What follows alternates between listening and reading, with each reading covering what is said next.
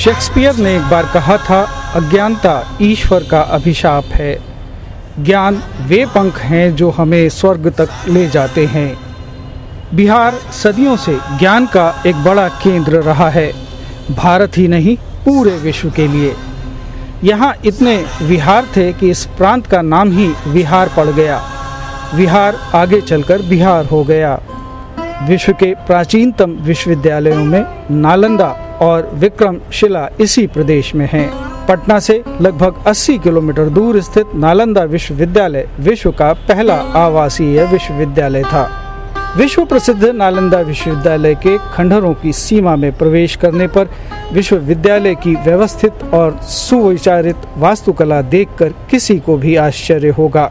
5वीं शताब्दी में कुमार गुप्त द्वारा स्थापित नालंदा विश्वविद्यालय दुनिया का पहला आवासीय विश्वविद्यालय था।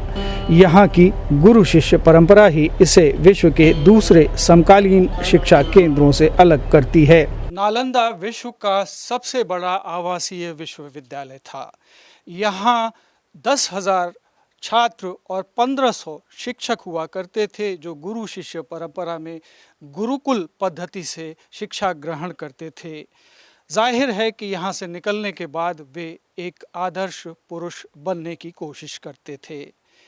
इसी तरह इतिहास के पन्नों में ये जो विश्वविद्यालय दर्ज हुआ है, ये आज भी गौरवशाली अतीत की ओर इंगित करता है।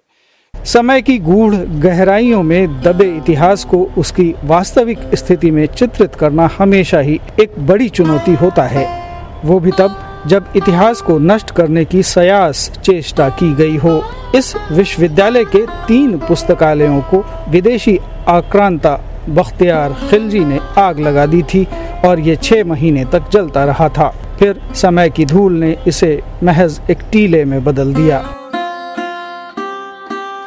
फिर ये 1915 तक लोगों के लिए टीलों या मिट्टी के ढूंहों का एक समूह ही बना रहा। बाद में हुए शोधों और पुरातात्विक साक्ष्यों के आधार पर हम इस विश्वविद्यालय की वास्तविक स्थिति तक पहुंचने का प्रयास मात्र ही कर सकते हैं। हमें चीनी विद्वान ह्वेनसांग के यात्रा वृत्तांत ने नालंदा के अवशेषों को खोजने में मदद की। व्यवस्थित उत्खनन पुरातत्व सर्वेक्षण विभाग द्वारा अलेक्जेंडर कनिंघम के नेतृत्व में 1915 में शुरू हुआ। धरती के ऊपर जो हम आकृतियां देख रहे हैं, इससे कहीं अधिक अभी धरती के नीचे दबी पड़ी हैं, जिनका उत्खनन होना अभी बाकी है। यहाँ ये पूरी तरीके से आवासीय विश्वविद्यालय है और यह अंतर्राष्ट्रीय स्वरूप में था, क्योंकि यहाँ कई विभिन्न देशों के छात्र आते थे, बौद्ध भिक्षु यहाँ आते थे और यहाँ न सिर्फ धर्म दर्शन बल्कि विज्ञान और कला के भी यहाँ पर पठन पाठन होता था और ये अपने आप में समकालिक बहुत ही महत्वपूर्ण विश्वविद्यालय के रूप में था। तो कह सकते हैं कि विश्व में अपनी तरह का अनूठा विश्वविद्यालय, और ये तीनों विश्वविद्यालय भारत में थे। क्या उसके समकालीन विश्व में और कोई विश्वविद्यालय की ज्ञात था उस समय? नालंदा विश्वविद्यालय की स्थापना वैसे गुप्त युग में हुआ था, लेकिन इसका जो प्रश्रय बाद के शासकों ने प्रदान किया, उस समय पाल युग में और भी विश्वविद्यालय की स्थापना हुई, जिसमें विक्रमशिला में विश्वविद्यालय था जो वर्तमान भागलपुर जिले के अंतर्गत है, और दूसरा उदंतपुरी विश्वविद्यालय के नाम से भी जाना जाता था, जो बिहार शरीफ शहर के अंदर में था। और भी समकालिक विश्वविद्यालय थे, बांग्लादेश में थे, सोमपुर महाविहार के नाम से जाना जाता है इस प्रकार से, लेकिन ये अपने आप में अनूठा था। राजा महेंद्रादित्य यानी कुमारादित्य 413 ईस्वी में पाटलिपुत्र के सिंहासन पर आरूढ़ हुए। इस समय तक चीनी यात्री फाहियान अपने देश वापस जा चुका था, इसीलिए उसके यात्रा वृत्तांत में नालंदा का कोई खास जिक्र नहीं है। यह उस समय दुनिया का सबसे बड़ा आवासीय विश्वविद्यालय था। लगभग 30 एकड़ क्षेत्र में फैले विश्वविद्यालय की स्थापना मूलतः बौद्ध शिक्षा पर आधारित थी, लेकिन यहाँ किसी भी धर्म का व्यक्ति प्रवेश ले सकता था।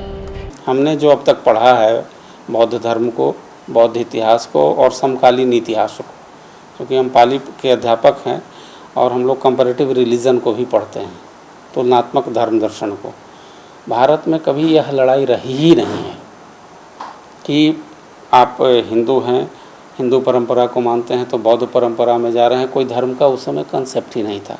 जब आप ज़्यादा अध्ययन न करें तो विकिपीडिया का अध्ययन ज़रूर करें, और आप देख लें कि 3 शब्द जो हैं, हिंदू, बौद्ध और जैन, भारतीय वाङ्मय में कब आए? ये सब मोहम्मद बिन कासिम के आने के बाद हुआ।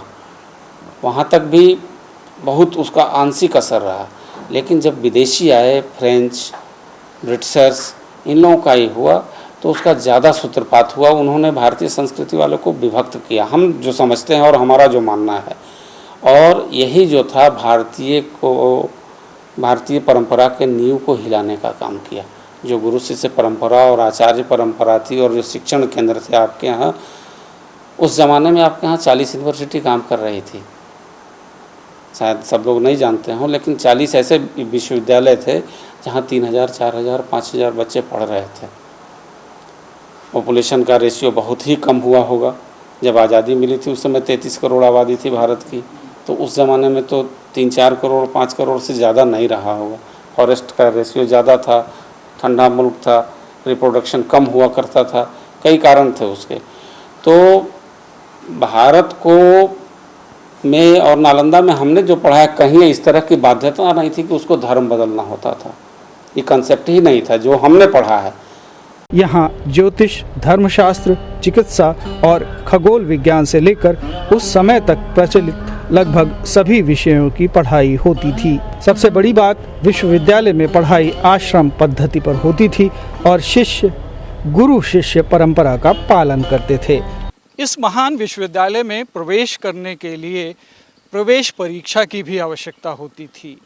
उस समय द्वारपाल, जो कि खुद भी एक विद्वान व्यक्ति हुआ करता था, इस विश्वविद्यालय में प्रवेश करने वालों से सवाल पूछता था, प्रश्न पूछता था, और बिना संतोषजनक उत्तर के वो किसी को इस गेट के भीतर प्रवेश करने नहीं देता था। वेनसांग को भी प्रवेश परीक्षा देनी पड़ी थी और वो 1 साल से कुछ अधिक समय तक यहाँ रहा था। सुबह नृत्य क्रिया से निवृत्त होकर छात्र ध्यान लगाते थे और फिर इस मार्ग से होकर कक्षा तक जाते थे। जैसा कि बताया गया, ये एक लेक्चर हॉल है। स्टूडेंट जो यहाँ विद्यार्थी थे वो गुरुकुल परंपरा में यहाँ पढ़ा करते थे। सुबह नृत्य क्रिया और ध्यान से निवृत्त होने के बाद वे यहाँ इन आसनों पर बैठते थे और व्याख्याता उन्हें लेक्चर दिया करते थे। और इसी तरह से यहाँ पर हमारे दाहिनी तरफ यहाँ भोजन बनाने की व्यवस्था होती थी और हमारे दूसरी तरफ ये रसोई घर या अनाज का अन्न भंडार हुआ करता था। अभी तक 11 विहारों का उत्खनन हुआ है। प्रत्येक विहार में एक मंदिर, एक कुआं, अनाज भंडार, व्याख्यान स्थल और रसोई हुआ करती थी।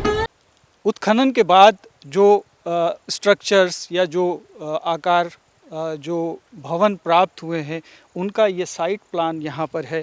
ये 8 बौद्ध विहार हैं जहाँ पे अध्ययन अध्यापन गुरु शिष्य परंपरा के अनुसार हुआ करता था। स्तूप हैं यहाँ पर। सबसे महत्वपूर्ण स्तूप हमारे पीछे एक है सारिपुत्र का, जो भगवान बुद्ध के प्रथम 5 शिष्यों में से एक थे। वो भी यहाँ थे और उनका जब निधन हुआ, उन्हें जब निर्वाण प्राप्त हुआ, तो उन्हें यही स्तूप में उनके अवशेष रखे गए। ये सबसे एक महत्व का है। तो इस तरह से हम आगे बढ़ते हैं और देखते हैं कि आगे और क्या क्या यहाँ पर है।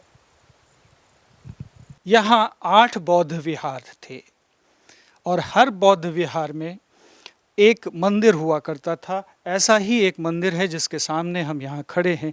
यहाँ अगर हम अंदर देखें तो कुछ बुद्ध की मूर्तियाँ दिखाई देती हैं हमें, जो अवशेष बचे हैं। हालांकि ये खंडित हैं और ख़राब हो चुके हैं, लेकिन इसी प्रकार के मंदिर हर विहार में होते थे। और एक जो बौद्ध विहार हुआ करता था वो अपने आप में एक संपूर्ण यूनिट होती थी। वहाँ पर जो छात्र रहते थे, जैसे आजकल हाउसेस होते हैं, उसी तरह से उनके रहने की व्यवस्था होती थी।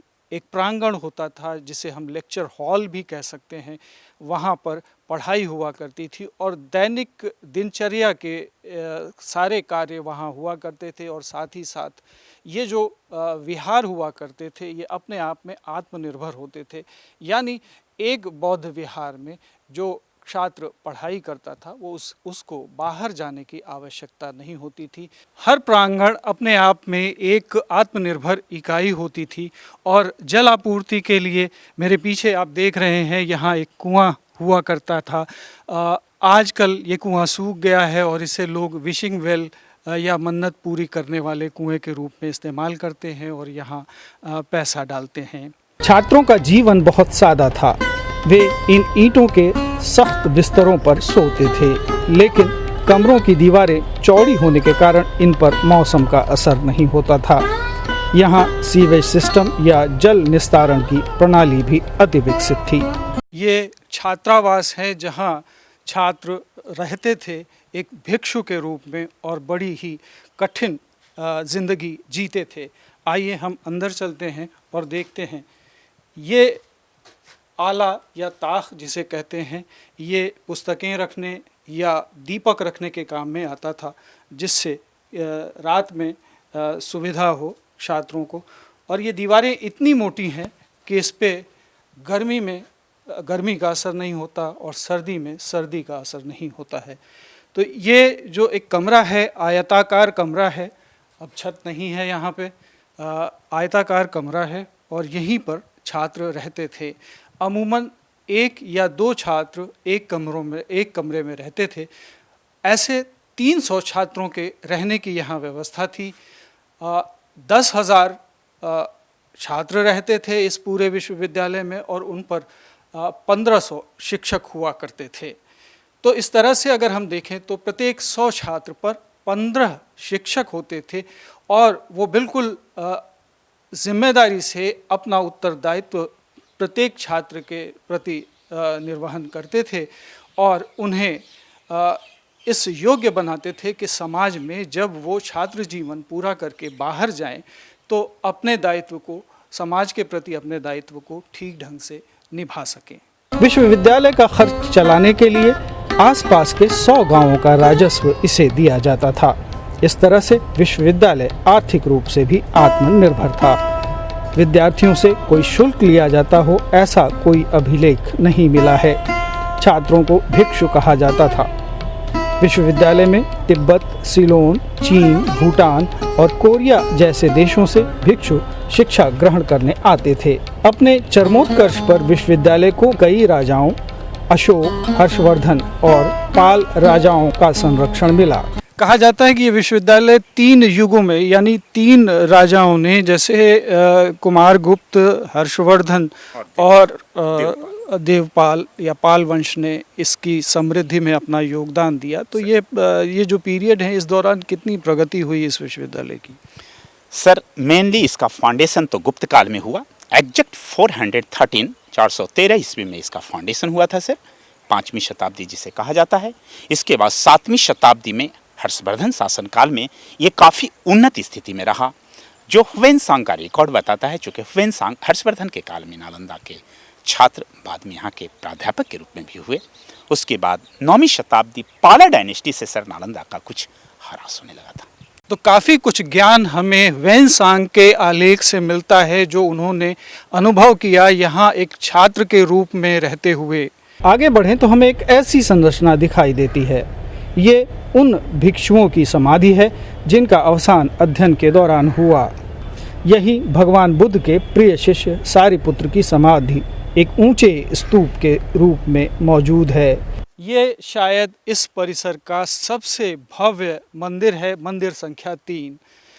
और यहाँ पर हम देख सकते हैं कि कितने जब ये इमारत अपने चरम पर रही होगी, जब शान शौकत में रही होगी, तो कितनी भव्य इमारत रही होगी। यहाँ पर एक एक आकृति बोलती हुई प्रतीत होती है। यहाँ इस स्थान पर भगवान बुद्ध की मूर्ति स्थापित थी। आसन के दोनों तरफ अभ्रक युक्त ये चमकीले पत्थर हैं। चंद्रमा के आलोक में इन पत्थरों पर पड़ने वाली रोशनी परावर्तित होकर प्रतिमा को प्रदीप्त करती थी। ये अभ्रक का पत्थर है जिसकी वजह से जिसे अंग्रेजी में माइका कहते हैं, जिसकी वजह से सूर्य का प्रकाश या फिर चंद्रमा का प्रकाश सीधे भगवान बुद्ध की मूर्ति पर जो वहाँ सामने स्थापित थी वहाँ पर आता था, जिससे मूर्ति प्रकाशमान हुआ करती थी। किसी भी विद्या केंद्र के लिए पुस्तकें अमूल्य खजाना हुआ करती हैं। यहाँ 3 पुस्तकालय थे, रत्न सागर, रत्नोदधि सागर और रत्न रंजक। रत्नोदधि 9 मंजिला ऊंची इमारत थी। इसमें प्रज्ञा पारमिता सूत्र और गुह्य समाज जैसी पवित्र पांडुलिपियां थीं। ऐसा माना जाता है कि 12वीं शताब्दी में बख्तियार खिलजी ने इन पुस्तकालयों को आग के हवाले कर दिया। पुस्तकालय 6 महीनों तक जलता रहा। पुस्तकालय के खंडहरों का अभी तक पता नहीं चला है। इसके बाद दौर आया विनाश का। ज्ञान की ज्योति बुझ गई, सूर्य अस्त हो गया और नालंदा इतिहास के पन्नों में कहीं खो गया। लेकिन इतिहास अपने आप को दोहराता है। नालंदा की प्रेरणा से एक नए संस्थान का उदय हुआ। सन 2006 में तत्कालीन राष्ट्रपति प्रोफेसर APJ अब्दुल कलाम ने इच्छा व्यक्त की कि नालंदा की तर्ज पर एक नए विश्वविद्यालय की स्थापना की जाए। उनका सपना था कि गुरु का सम्मान फिर से बहाल हो और गुरु शिष्य परंपरा एक बार पुनः स्थापित हो। इस तरह एक नए विश्वविद्यालय का जन्म हुआ। 12वीं ईस्ट एशिया समिट में इस प्रस्ताव को सदस्य देशों के समक्ष रखा गया। फिर भारतीय संसद के दोनों सदनों ने नालंदा यूनिवर्सिटी एक्ट 2010 पारित कर दिया। अंततः एक अस्थायी कैंपस में 2014 से शैक्षणिक गतिविधियां शुरू हो गई। इस विश्वविद्यालय के प्रथम कुलाधिपति नोबेल पुरस्कार विजेता अमर्त्य सेन थे। इसके बाद सिंगापुर के विदेश मंत्री जॉर्ज येओ ने भी इस पद को सुशोभित किया। वर्तमान कुलपति प्रोफेसर सुनैना सिंह प्राचीन नालंदा के गौरव को फिर से स्थापित करने के लिए कृत संकल्प हैं। अगर हम देखें और तय करें कि हमने क्या किया है इतने साल, तो देखेंगे कि हम 3 या 2 स्कूल से आज 6 हैं। सेंटर्स 0 से 3 नए रिसर्च सेंटर्स खुले हैं। हमारा education system is on cafeteria model. It's a global PhD program that we run. We have short courses, we have integrative studies. All the courses are integrative.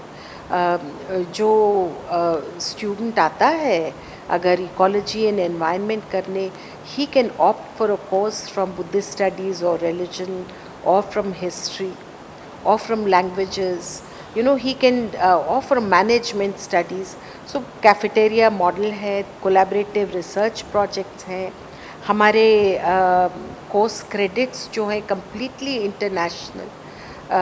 Our global PhD program again is very unique. Our MBA program is unique because it has an exit system after 1 year with a diploma or 2 years with an MBA degree. PhD program is both for professionals or working people as well as regular students. If we look at our laboratories, we had 1 when I came. Today we have 4.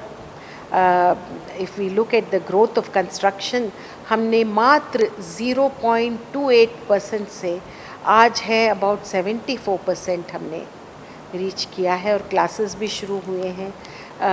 We have BIMSTEC fellowships जो Honorable Prime Minister has announced in Bay of Bengal Studies program. 30 BIMSTEC fellowships for our masters and PhD scholars. We have ASEAN universities in India. We are trying to establish linkages, and Nalanda will be the nodal university for that. So these are just to name a few achievements of Nalanda so far. We have to travel a far distance, and university, I generally say, is an expansive institution. It needs to keep growing and expanding in different directions of research, policies, to cohabit with the world. Professor Sunaina, भारतीय शिक्षा में ह्रास का एक प्रमुख कारण लंबे अरसे तक देश में विदेशी आक्रांताओं का शासन होना और मैकाले की शिक्षा पद्धति के लागू होने को बताती हैं। उनका कहना है कि भारत सरकार द्वारा हाल ही में घोषित नई शिक्षा नीति भारत के विश्व गुरु के गौरव को फिर से स्थापित करेगी। नालंदा था क्या? नालंदा विश्व गुरु उस समय था जब कोई दूसरा विश्वविद्यालय उतनी प्रशंसा नहीं पाया था पूरी दुनिया में। हमारे दूसरे भी प्राचीन काल के जो विश्वविद्यालय हैं, हम बात करते हैं तक्षशिला की, विक्रमशिला की, उदांतपुरी की, इन सब में कहा जाता है कि नालंदा एक एग्जेम्पलरी सिटाडेल की तरह ठहरा हुआ था। अब देखिए आप नालंदा को, और इस पे मैं दिनकर जी के 2 पंक्ति बोलना चाहूँगी जो उन्होंने कहा था कि ये टूटा प्रसाद सिद्धि का महिमा का खंडहर है। अब इस खंडहर को ये नया नालंदा जो है विश्वविद्यालय, जो हम कोशिश में लगे हुए हैं, एक लक्ष्य के साथ आए हुए हैं, इसको फिर से पुनर्निर्माण करने के लिए। नालंदा के खंडहरों को देखने मात्र से ये एहसास होता है कि यहाँ कभी शिक्षा का उजियारा फैला था और इसकी कीर्ति पूरे विश्व में फैली थी। यहाँ उस समय मूल रूप से चीन, जापान, कोरिया, थाईलैंड, श्रीलंका और वियतनाम जैसे विभिन्न दक्षिण एशियाई देशों से भिक्षु आते थे, लेकिन नए नालंदा विश्वविद्यालय का दायरा और विस्तृत हो गया है। अभी आप देखेंगे तो now we talk about student teacher ratio, so if you take the world's best universities, the ideal student teacher ratio is between 7:1 to 12:1। जब आधुनिक काल का नालंदा जब प्रेरित हुआ नालंदा से, तो हम लोगों ने सोचा कि इधर होना चाहिए एक रेशियो जो 8:1 होगा, 8:1। अब whether we will be able to sustain it over a period of time is something that we need to work towards। ये बहुत ज़रूरी हो जाता है। तो प्राचीन काल का जो हमारा विश्वविद्यालय का बहुत बड़ा एग्जाम्पल जो सेट किया है नालंदा और तक्षशिला ने, एक बेंचमार्क है जो कई यूनिवर्सिटीज़ ट्राई कर रहे हैं और शायद अभी तक पहुंच नहीं पाते हैं। मैं सिर्फ इंडिया की बात नहीं कर रही हूँ, वर्ल्ड ओवर वहाँ पर भी एग्जाम्पल दिए जाते हैं, तो एग्जाम्पल तक्षशिला और नालंदा की ही होती है बात। नालंदा विश्वविद्यालय को विदेश मंत्रालय का सहयोग प्राप्त है। विश्वविद्यालय के विभिन्न भवन अभी आकार ले रहे हैं। कोरोना लॉकडाउन के कारण पठन पाठन के साथ साथ भवन निर्माण भी प्रभावित हुआ है, लेकिन इसकी भव्यता आकर्षित करती है। नालंदा के भग्नावशेषों से लगभग 2 किलोमीटर की दूरी पर नव नालंदा विहार स्थित है। इसकी स्थापना प्रथम राष्ट्रपति डॉक्टर राजेंद्र प्रसाद के प्रयासों से 1951 में की गई थी। इसका भी उद्देश्य उसी प्राचीन शिक्षा प्रणाली को पुनर्जीवित करना है जो कभी प्राचीन नालंदा में प्रचलित थी। यह परिसर भी ज्ञान का एक प्रमुख केंद्र है। 2006 में इसे मानद विश्वविद्यालय का दर्जा मिला। 2 बात इससे निकल के आती है, एक तो प्राचीन परंपरा और आज के वैश्विक परिवेश में सामंजस्य। तो पहली बात है कि जो प्राचीन परंपरा थी और विशिष्ट रूप से नालंदा की जो परंपरा थी, यहाँ भगवान बुद्ध का एक सूत्र था, यथावादी तथा कारी का। जैसे आचार्य बोलते थे, पहले उसको अपने जीवन में उतारते थे, और जब तक वो अपने जीवन में नहीं उतारते थे वो आचार्य हो नहीं सकते थे। जब आचार्य बोलता वही हो और करता वही हो तो छात्र वही सीखता था, और वो छात्र फिर दुनिया में हमारा नाम करते थे, वो जीवन में उतारते थे। विद्या को सिर्फ पढ़ते नहीं थे। जब विदेशी शासन में हम रहे हजारों वर्ष तक, भारत विभिन्न स्तरों पे गुलाम रहा, तो जितनी भी परंपराएं थी भारत की वो नष्ट हुई, शिक्षा भी विनष्ट हुई, रहन सहन, कला, संस्कृति सब पर उसका असर हुआ।